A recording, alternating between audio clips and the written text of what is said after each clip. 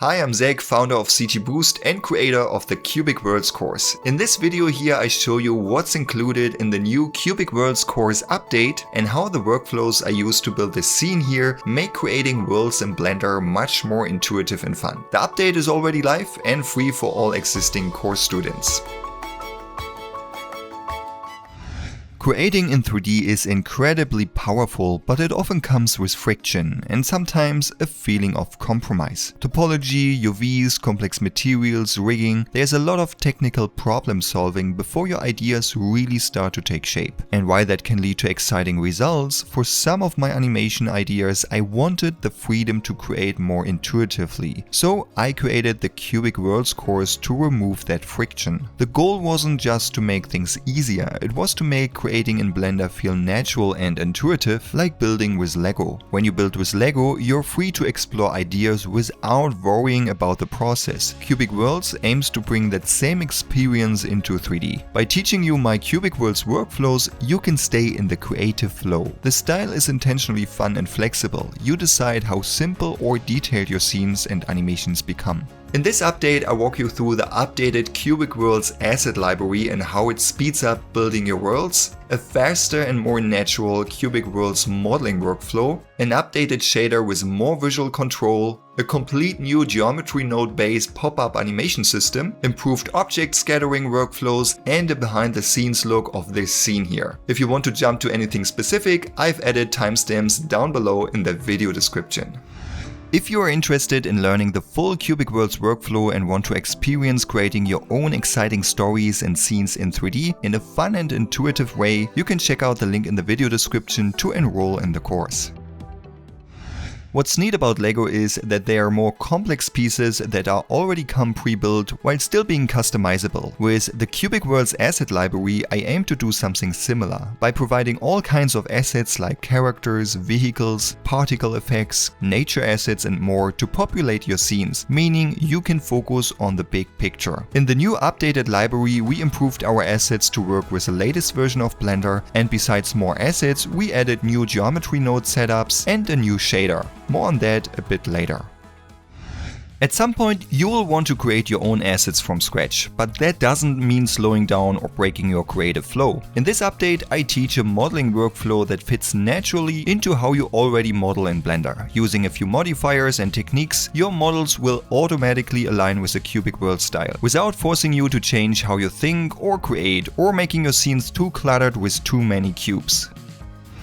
While creating cubic assets and worlds, you'll want to add some color and shaders. For the update, I have reworked the Cubic Worlds shader. Let's start by looking at the old shader. It still works and looks nice, but had some limitations. Such as to add random color, you needed to separate every cube into a different object, and it meant the bottom gradient wouldn't work on the whole asset anymore. When wanting to make the object emit light or be transparent, you had to change the shader group and often had to toggle several settings and effects to get the desired look. With the new shader you can randomize the color of similar objects and the individual mesh parts within those same objects, while still being able to use an edge gradient and the bottom gradient easily without having to separate all mesh parts into individual objects. Specularity is now easy to use, and with transparency and emission we don't have to switch to different modes anymore, just use the sliders. In the course I'll break down this shader node by node so you can learn exactly how it works and apply what you learned to your own projects.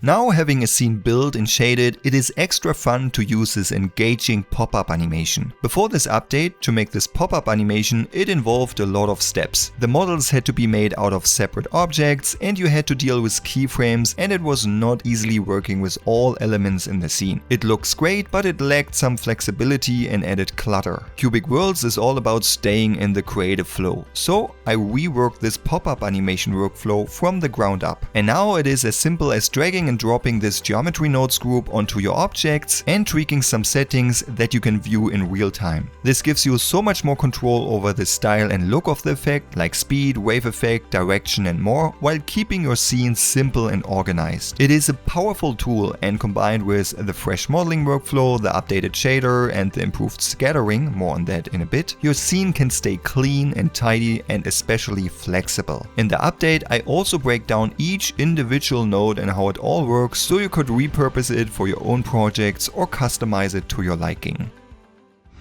If you want to go beyond this update and learn the complete Cubic Worlds workflows, the full course takes things much further. You'll get access to this full update and step-by-step workflows for building environments, characters, vehicles, and Cubic Worlds animations from scratch, using the same systems you have seen here, no paid add-ons required. I'll teach you how to create large scenes quickly, animate efficiently, and bring everything together into a finished cinematic result. If you are at a point where you want to build bigger scenes, tell fun stories, and feel confident exploring your own ideas in Blender, I recommend you checking out my Cubic Worlds course. You can enroll using the link in the description or the pinned comment below.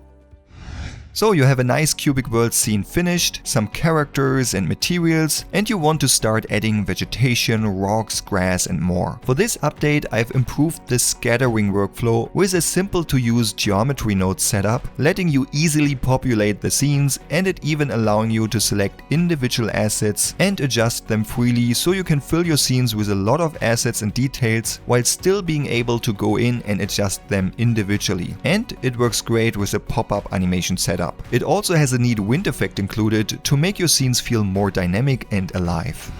I hope this breakdown gives you a good overview of what's new and how these updated workflows fit into the larger course. There are still a few more lessons in this update for you to discover as a student, which I haven't covered in this video here, so I'm really looking forward to what you will learn and create. If you decide to join this course or any other CT Boost course, I'm excited to have you on board and I'm looking forward to helping you on your creative journey. Find all the links down below in the video description. Thanks, and Zach out.